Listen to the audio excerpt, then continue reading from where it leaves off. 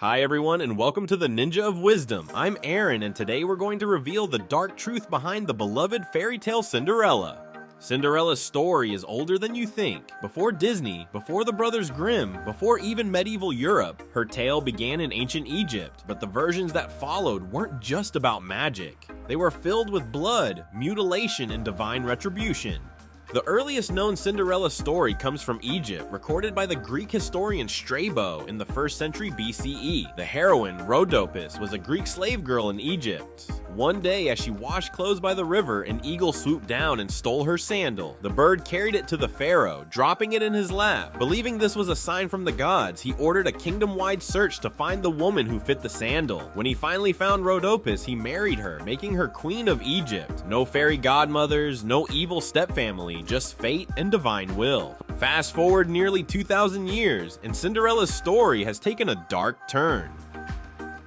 The first European version, La Gatta Cenerentola by Giambattista Basile in 1634, features murder. Cinderella, here called Zazzola, kills her first stepmother by slamming a chest lid on her throat after being convinced by her governess to commit the crime. But the governess then takes the place of the stepmother and brings along 6 cruel daughters, making Cinderella's suffering even worse.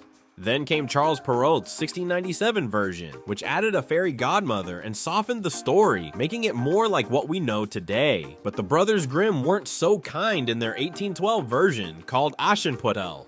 Here's where things get gruesome. When the prince comes searching for the mysterious girl who fits the golden slipper, Cinderella's stepsisters take a knife to their own feet. One cuts off her toes, the other slices off her heel, hoping to force a fit. But their deception is exposed when blood drips from the shoe. And at Cinderella's wedding, a flock of birds pecks out their eyes, leaving them blind and permanently cursed. These early Cinderella stories weren't just about romance. They were brutal morality tales, warning that deception and vanity bring destruction. In medieval Europe, where people believed strongly in divine justice, punishment for wickedness was expected to be immediate and brutal. The stepsisters' mutilation and blinding were seen as proof that evil always gets what it deserves. It's a far cry from the Disney version, where everyone simply moves on with their lives.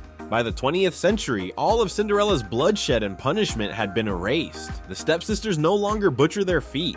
The fairy godmother replaces magical birds, and Cinderella is no longer an instrument of divine justice. She's just a girl who gets a lucky break. Over time, the fairy tale went from a brutal lesson in morality to a story about kindness and wish fulfillment. But when you look back at the older versions, Cinderella's story isn't about magic, it's about pain, sacrifice, and retribution. Now that you know the full dark history of Cinderella, does it change the way you see this classic tale? Let me know in the comments. Don't forget to subscribe.